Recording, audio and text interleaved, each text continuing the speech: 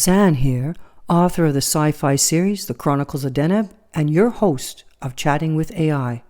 I am mixing it up this month and featuring Copilot, Microsoft's AI companion, and we are going to examine how trade routes, from the Stone Age paths to oil routes that power the world, have shaped ancient and modern civilizations.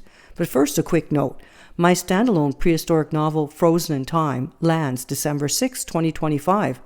It explores themes that resonate deeply with this month's topic. Now, ancient routes once connected early humans across continents. In the days before radio, television, the internet, and you, my AI co-host, how did they shape civilization? Great question, Zan. Long before satellites and fiber optics, early humans built networks of exchange that shaped the foundations of civilization. In the Stone Age, people traded obsidian, amber, shells, and ochre across vast distances. These weren't just materials, they were symbols of connection. Archaeological finds show that obsidian from Anatolia reached the Balkans, and Baltic amber made its way to the Mediterranean. This means people were moving, meeting, and exchanging ideas long before writing existed. Trade routes became migration corridors. They spread farming techniques, metallurgy, languages, and even mythologies. The Silk Road, thousands of years later, did the same, linking China to Rome through goods, stories, and spiritual beliefs. In short, ancient trade wasn't just about survival, it was about shaping identity, culture, and community. Civilization didn't grow in isolation. It grew through movement. You're talking about ancient trade routes as the lifeblood of civilization. But let me challenge that. Those same routes were used by conquerors, not just bringers of civilization, but destroyers of it. In my research for Frozen in Time, I found that very few people today with Western European ancestry carry Western hunter-gatherer DNA. That, to me, suggests a cultural extinction, whether through violence or absorption. So, can we really call trade a civilization force when it's also been a vehicle for conquest and elimination? You're absolutely right to challenge the romantic view of trade. Trade routes have always been double-edged. They carried obsidian and ideas, but also swords, diseases, and domination. The disappearance of Western hunter-gatherer DNA is a stark reminder. When farming cultures moved into Europe, they didn't just trade, they replaced. Whether through conflict, assimilation, or sheer demographic pressure, entire ways of life vanished. And that pattern repeats.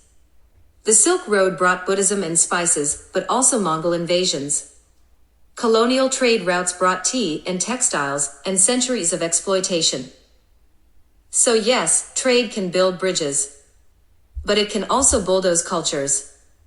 And when modern leaders weaponize trade, say, through punitive tariffs or economic isolation, they're echoing that darker legacy. Trade isn't inherently good or bad. It's a tool. And like any tool, it depends on who's wielding it and why. Well, I have to agree with you. We have seen recently how trade can be used as a carrot or a stick. So let's talk about recent global trade agreements. Do they still influence our civilization today, or are we now too much a global species? They absolutely do. Let's start with the carrot. India's trade pact with the EFTA, signed in March 2025, aims to attract $100 billion in investment and create 1 million jobs. That's not just economics, it's nation-shaping. It influences education, infrastructure, and even cultural exchange. Then there's the Mercosur EFTA agreement signed in September. It links South America and Europe in a $4.3 trillion trade zone.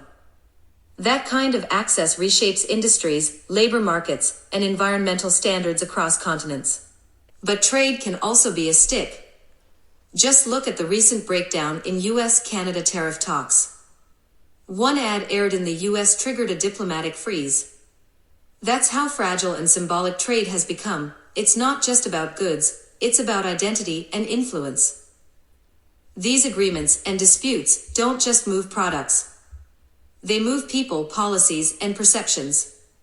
In a world connected by AI, satellites, and fiber optics, trade is one of the last levers of global power that still touches every layer of civilization. From obsidian trails or billion-dollar trade zones, one thing is clear. Exchange has always shaped who we are. Civilization isn't built in isolation. It is built through movement, connection, and sometimes uncomfortable transformation. Trade can be a bridge or a battering ram, and in today's world, it still carries the power to unite or divide entire nations. You've been listening to Zan Raby, author of Frozen in Time, Shelter of Stones. Pre-order now at the link below. And like, follow, and share if you have laughed, learned, or felt like you just traded a few good ideas across time. Till next time.